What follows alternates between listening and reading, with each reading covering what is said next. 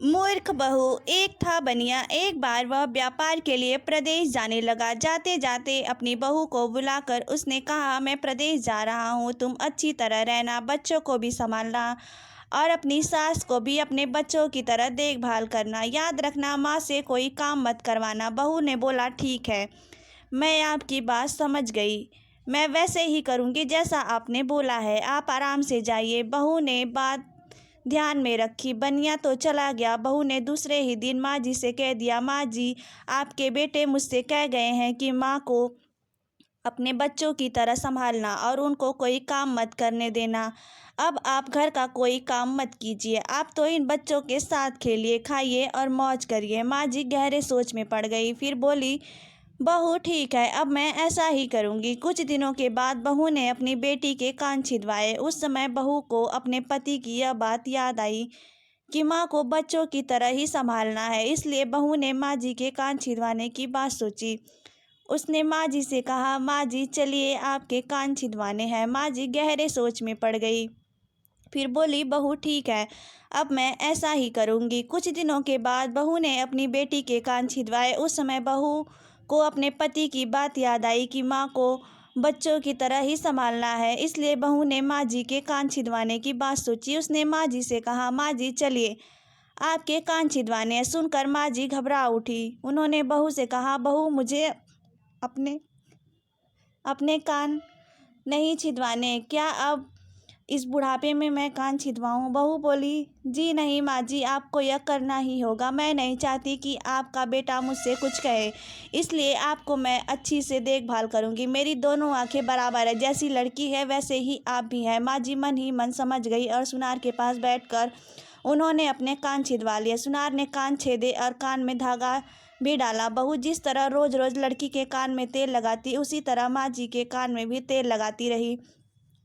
थोड़े दिनों के बाद बहू ने अपने बेटे के लिए बाली बनवाई तो उसे अपने पति की याद आई। फिर उसने माँ जी के लिए भी बाली बनवाई और कहा, आइए आपको यह बाली पहना दूँ। माँ जी ने कहा, बहू मुझको बाली क्यों पहनाती हो? मैं बूढ़ी हूँ, मुझे इसकी ज़रूरत नहीं। बाली तुम अपनी बेटी को पहनाओ, मुझको नहीं पहननी। लेकिन बहू नहीं मानी। ज़बरदस्ती करके माँ जी को बाली पहना ही दी।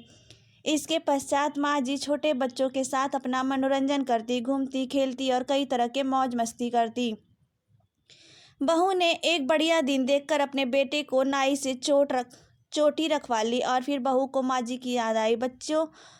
माँ जी बच्चों के साथ खेल रही थी, उन्हें वहाँ से बुला लिया और कहा, माँ जी आइए, नाई के सामने बैठिए। अपने लड़के की तरह मुझे आपके सिर पर भी चोटी रखवानी है। अब गोविंदा की चोटी रखवाई है तो आपके क्यों न रखवाऊँ, इसलिए आप जल्दी आइए। माँ जी ने बहू को बहुत समझाया पर बहू टस से मस न हुई।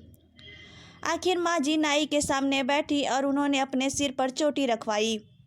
बहू ने गोविंदा को और माँ जी को बोला कि वही किया उनके साथ। बाद में बहू रोज माँ जी को चोटी से तेल डालती, चोटी गूंथती और सर पर ओढ़नी डालकर माँ जी को बच्चों के साथ खेलने के लिए भेजती। जब खाने का समय होता तो बहू उनको आवाज़ देकर बुलाती। ऐसे ही रोज का हाल था। जब बेटा घर वापस आया तो सबसे पहले उसने बहू से माँ के बारे में पूछा कि माँ कैसी है और कहाँ है, मुझे उनसे आशीर्वाद लेना है।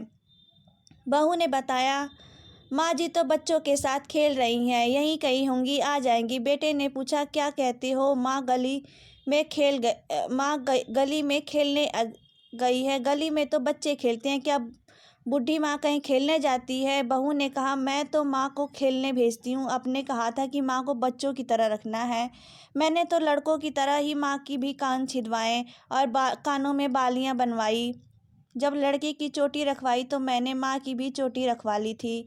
जब मई सबको खेलने भेजती तो माँ क्यों न भेजूं? मुझे सबके साथ साथ एक सा व्यवहार करना चाहिए। पति समझ गया कि उसकी मूर्ख स्त्री की अकल का दिवाला निकल गया। बाद में पति के कहने पर बहू ने माँ को पुकारा।